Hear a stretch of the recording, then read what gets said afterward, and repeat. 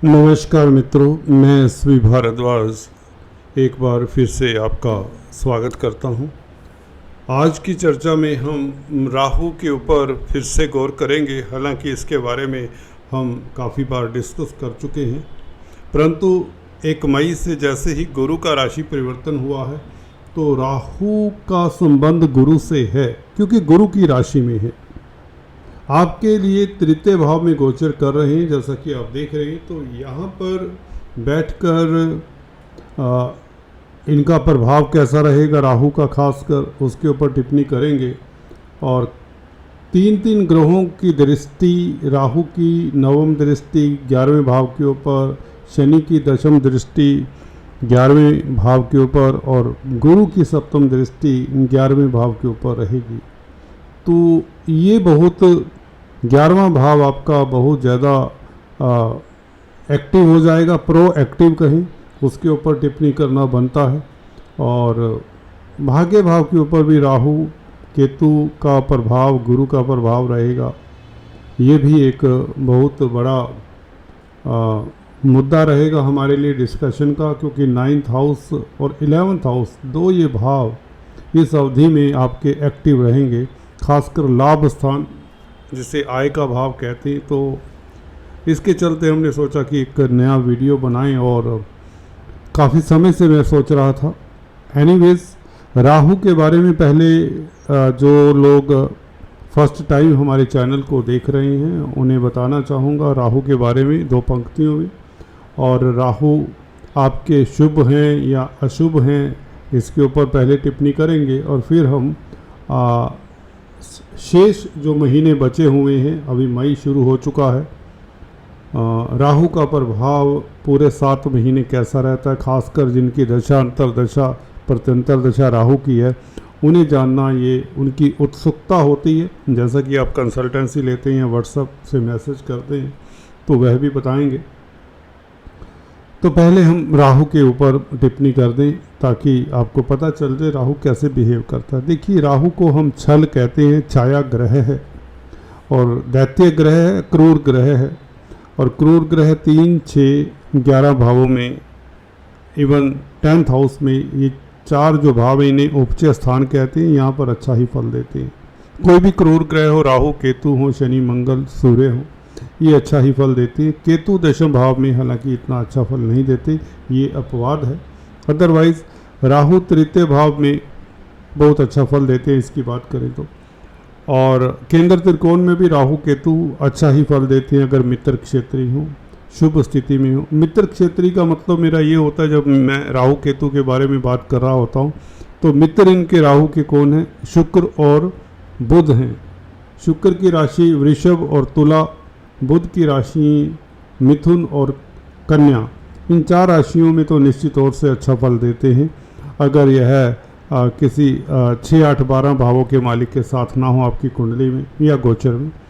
और कर्क राशि, सिंह राशि, जो कि चंद्रमा और सूर्य की क्रमशः राशि हैं, इनमें अच्छा फल नहीं देते राहु केतु। ये इनके मित्र नहीं हैं। सूर्य और चंद्र इनको ग्रहण भी लगाते हैं, जैसा आपको विदित होगा।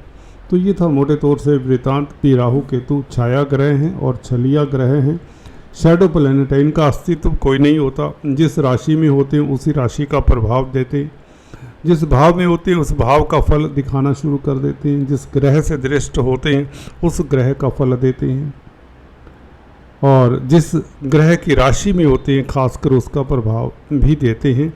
ये डिपेंड करता है वो ग्रह जिसकी राशि में वे कहाँ पर है, अच्छा है बुरा है, उस हिसाब से राहु फल दे दिया करते हैं आपकी कुंडली में या गोचर में। तो राहु इस तरह से प्रभावित करते हैं आपको। अभी तृतीय भाव में, जो कि 3rd हाउस, देखिए राहु के बारे में चलिए पहले लक्षण बता दें, शुभ है या अशुभ है। देखिए, अगर आपकी कुंडली में राहु की महादशा अंतर्दशा आए, शुभता की बात कर लें पहले।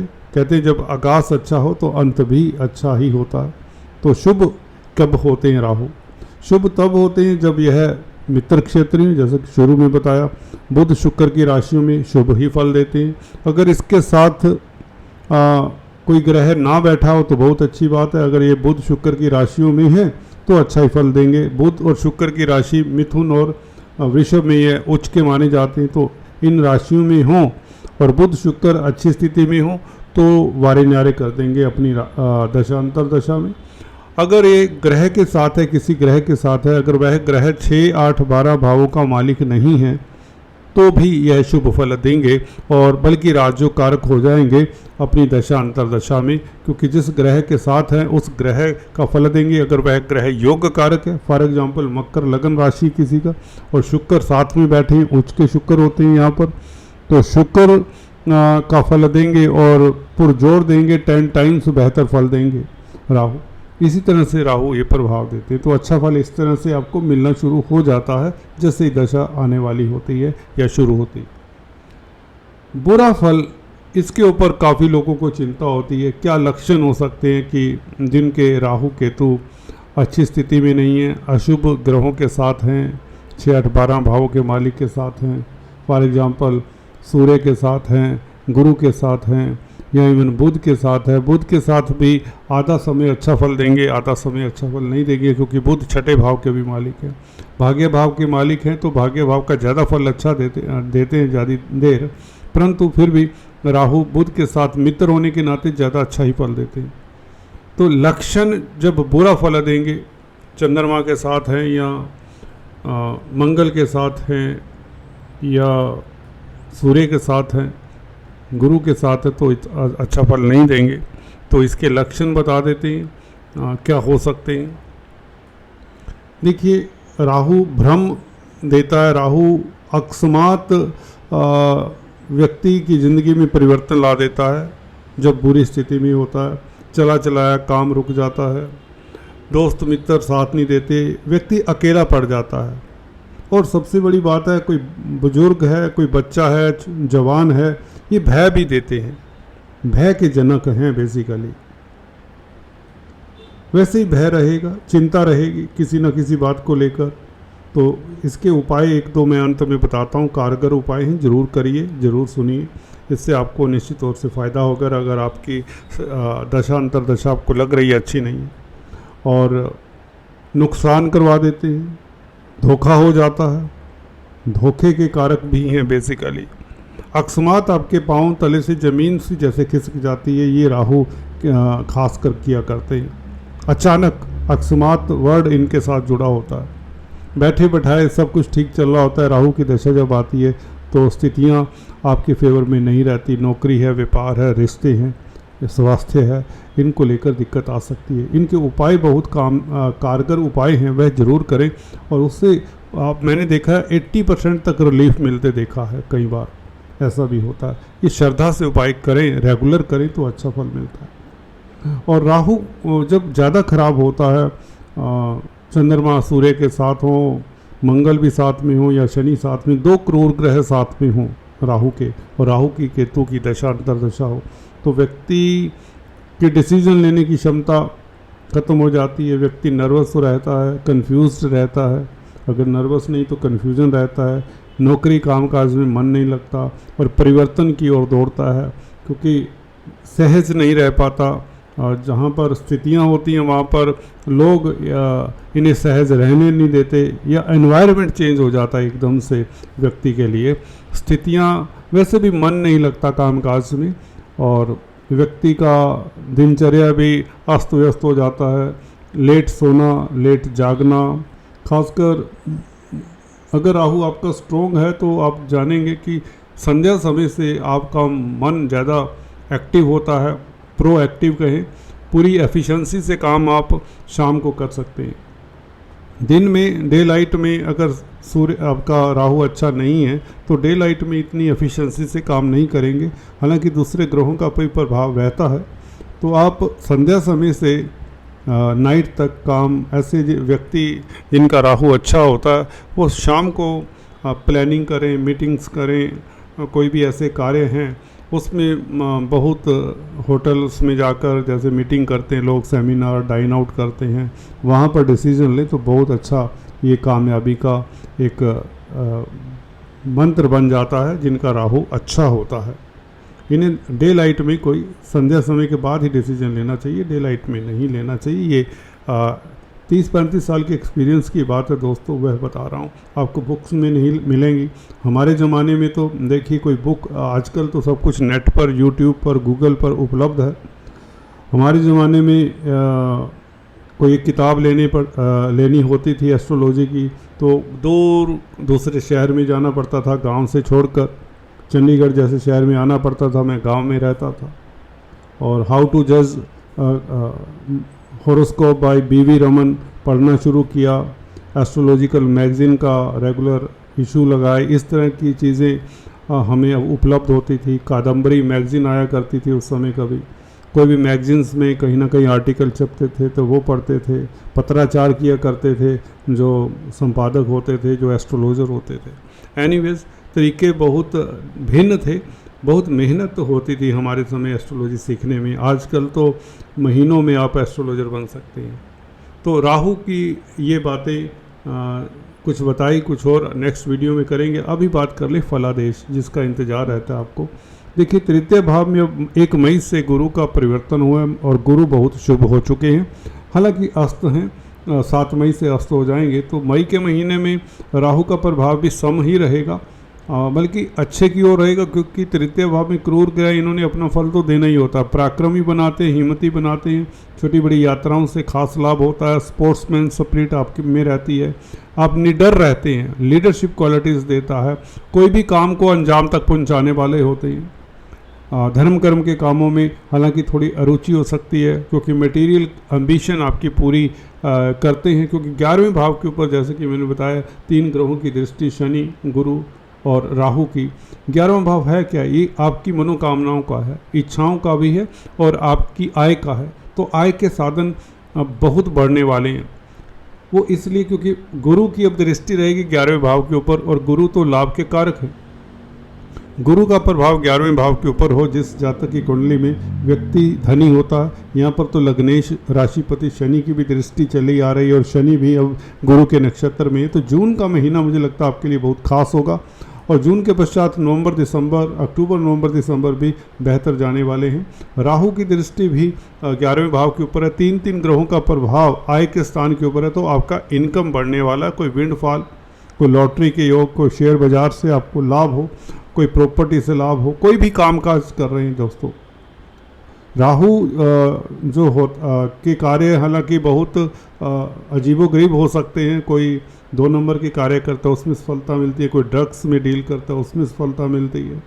राहु स्मगलर्स के भी कारक माने जाते हैं। जो एडिक्शंस करते हैं उसके भी कारक माने जाते हैं। जो एडिक्ट बना देते हैं लोगों को, क्राइम करने वाले व्यक्तियों के भी राहु कारक माने जाते हैं। जो क्रिमिनल्स होते हैं, जेल्स में, प्रिजन्स में जो कामकाज करते हैं, राहु ज़्यादातर उनके कारक माने जाते हैं। 12वें भाव के साथ राहु का संबंध हो जाए, तो जैसा कि गुरु के साथ संबंध है, गुरु 12वें भाव के मालिक हैं, तो इस अवधि में आप विदेश जा सकते हैं, क्योंकि 12वां भाव विदेश का भी है। मेडिकल क्षेत्र में तो आपको खास सफलता, आप अच्छे सर्जन साबित होंगे। अगर छात्र हैं तो मेडिकल परीक्षाओं में उत्तीर्ण होंगे।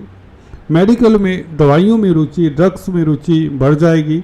अगर आप की कुंडली स्ट्रॉन्ग है, कमज़ोर कुंडली है तो आपकी एडिक्शंस लग जाएगी। आपको कोई दवाई खाने लग जाता है, कोई ड्रग लेने लग जाता है, अगर कुंडली आपकी बहुत कमज़ोर है। तो व्यसन की क्योंकि गुरु 12वें भाव के मालिक है। और इसी तरह से कुंडली थोड़ी सी भी स्ट्रॉन्ग है, एक राजयोग भी है, केंद्र त्रिकोण राजयोग ही है हल्का सा, तो आप इस अवधि में ऊंचाइयां छुएंगे। वो इसलिए विदेशों का मालिक भी है गुरु, धन का कारक भी है। तो धन आएगा, बेहिसाब आएगा, और विदेशों से आने के योग बनते, यात्राएं करेंगे आप, हवाई यात्रा होने के योग बनते हैं, आपके तैयार रहिए। इमिग्रेशन के योग बनते हैं। अगर आपकी कुंडली में बाहर जाने के योग हैं तो आप हवाई यात्रा के योग बना देता तृतीय भाव में ये राहु। अभी 7 महीने शेष है इस साल के, तो इन 7 महीनों में कहीं ना कहीं मुझे लगता है अब यात्राएं काफ़ी करेंगे। छोटी बड़ी यात्राएं तो होंगी। मार्केटिंग व्यक्तियों के लिए अच्छा है, आपके कॉन्टैक्ट्स इस अवधि में काम आएंगे, बल्कि आपका कॉन्टैक्ट सर्कल बढ़ेगा। अजनबियों के साथ, नए लोगों के साथ आपका सर्कल डेवलप होगा जो आपके काम आएंगे। देखिए, जान पहचान वाले लोग आपके काम नहीं आएंगे इस अवधि में। जो आपको नहीं जानते, जो नए लोग हैं, जो नए यार दोस्त है, जो आपका सर्कल डेवलप होता है, इस अवधि में आप सर्कल भी बनाएंगे तो वह काम आएगा आपके। जिससे बिजनेस चलेगा, व्यापार चलेगा, धन की, क्योंकि सप्तम भाव के ऊपर दृष्टि है जो व्यापार का भाव है, तो अदालती मसलों में भी जीत करवाता है ये राहु की सप्तम भाव के ऊपर दृष्टि। तो कोर्ट कचहरी इत्यादि के मसलों में भी सफलता मिलने के योग बनाता है ये राहु। तो कहीं ना कहीं 11वें भाव के ऊपर फिर से आ जाते हैं, आय के साधन तो बढ़ेंगे और बेहिसाब बढ़ेंगे।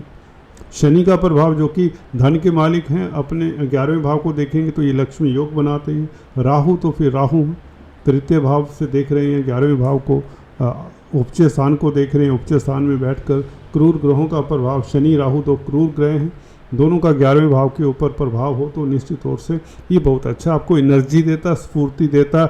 आपकी चाल देखिए, आपकी जो चाल है, आपकी जो टेक्निक है, आपका प्रोग्राम प्लानिंग है, आप शत्रु या आपके विरोधी कहीं तो समझ नहीं पाएंगे। इस अवधि में आप सुपर फास्ट तरीके से काम करने वाले हैं। 1 मई से शुरू हो जाता है ये खेल, क्योंकि गुरु की राशि में गुरु पंचम स्थान में, तो लक आपका साथ देता है, किस्मत आपके साथ चलती है और बेइंतहा आपको लाभ होता है। संतान की ओर से भी कोई बड़ा शुभ समाचार, बल्कि मांगलिक कार्य के योग। 11वां भाव प्रोएक्टिव है, प्लैनेटरी एनर्जी काफ़ी फोकस्ड है 11वें भाव के ऊपर। तो 11वां भाव इतना जागृत अवस्था में हो तो घर परिवार में मांगलिक कार्य हो, कोई हवन यज्ञ हो, वो तभी होता है जब शुभ कर्म होना हो, किसी बच्चे की शादी हो, किसी बच्चे की नौकरी लगे आदि इत्यादि, या आपकी तरक्की हो, आपको उच्च पद मिल जाए, कुछ ना कुछ खास अवार्ड रिवार्ड नेम फेम मिलने के योग। तृतीय हाउस का राहु कुछ भी करवा जाता है। ये ऐसी स्थिति है, सालों बाद 18 साल बाद ये स्थिति होती है राहु मीन राशि में, क्योंकि 1.5 साल रहते हैं एक राशि में, तो यहाँ पर 18 सालों बाद आए हैं। तो मुझे लगता है ये 3rd हाउस का राहु ये कुछ ना कुछ अब करने वाला है। जून का महीना मुझे खास लगता है। अगर जून के महीने में नहीं कुछ उपलब्धि हो पाती, वो आपकी दशांतर दशा के कारण भी ऐसा हो सकता है, नहीं तो फिर अक्टूबर, नवंबर, दिसंबर, जनवरी ये महीने आपके लिए बहुत बेहतर रहेंगे। आने वाले समय में राहु और गुरु का ये जो संबंध बना है, गुरु का पंचम भाव में आ जाना, राहु का गुरु की राशि में होना, ये अति लाभकारी होगा। धर्म कर्म में भी रुचि बढ़ेगी, गुरु की दृष्टि और राहु की दृष्टि 9वें भाव के ऊपर, भाग्य आपका साथ देगा, खासकर गुरु की दृष्टि के कारण, और पूर्व पुण्य आपके साथ चलेंगे। शेयर बाजार में आपको खास लाभ होगा, इन्वेस्टमेंट से खास लाभ होगा। अगर छात्र हैं तो आप कोई भी कंपटीशन स्पर्धा को जो अभी तक उत्तीर्ण नहीं हो पा रहे, तो इस अवधि में उत्तीर्ण होने में कोई दिक्कत नहीं है। फाइनेंस संबंधित कामकाज करते हैं, मनी ट्रांसफ़र या बैंकिंग, अर्थव्यवस्था के साथ जो जुड़े हुए हैं मकर राशि लगन वाले, उनके लिए बहुत बेहतर समय है। तो कुल मिलाकर आज इतना ही। Please do subscribe, like and share. Thanks for watching this video. God bless.